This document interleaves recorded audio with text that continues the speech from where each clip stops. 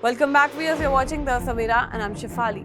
At least 14 Indian fishermen from Tamil Nadu were detained by the Sri Lankan Navy in the early hours for allegedly violating international maritime boundaries. The fishermen, who were operating in two separate merchandise boats, one carrying 10 individuals and the other 4, were apprehended near the Kalpitiya Lagoon in northwestern Sri Lanka for reportedly entering Sri Lanka territorial waters and engaging in fishing activities.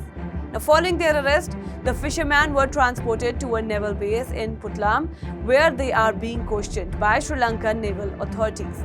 This incident adds to the growing list of maritime detentions involving Indian fishermen, particularly from the coastal districts of Tamil Nadu and Puducherry, who routinely venture close to or across the international maritime boundary line due to proximity of fertile fishing grounds. Now, such incidents have become increasingly frequent, fueling long-standing tensions between India and Sri Lanka over fishing rights and maritime boundaries. In recent years, Sri Lankan authorities have not only detained Indian fishermen, but also confiscated their fishing vessels, many of which are highly powered mechanized boats.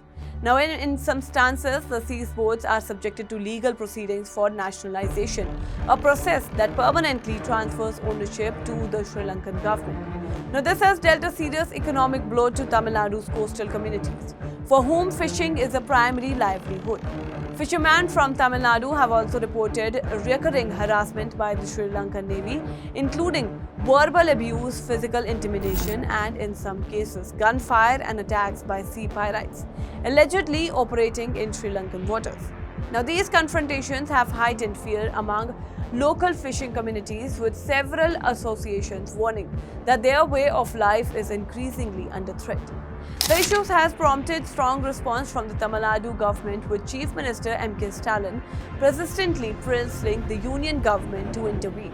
Stalin has written multiple letters to the Prime Minister Narendra Modi and External Affairs Minister S. Jaishankar, urging swift diplomatic action to rescue and secure the release of detained fishermen and ensure the return of impounded boats. In addition to the detentions, concerns are also mounting over the fines imposed on arrested fishermen and the reportedly aggressive tactics used during their capture, which include gunfire and forced boarding of Indian vessels. Such methods have not only endangered lives but also sparked protests along the Tamil Nadu coast. The Tamil Nadu government continues to urge the central authorities to pursue a permanent and human diplomatic solution to the ongoing conflict. Stakeholders are calling for the establishment of bilateral mechanisms that could facilitate dialogue between India and Sri Lanka fishing communities, promote regulated fishing practices, and prevent further escalation along the maritime boundary. As the situation continues to strain Indo-Sri Lanka relations, there is a growing conscience about Indian policymakers, coastal leaders, and fishing unions that protecting the rights, safety, and livelihoods of Indian fishermen must remain a top priority in the regional diplomacy. That's all for now in this update. Stay tuned to The Savera, download the app, and follow us on various social media platforms.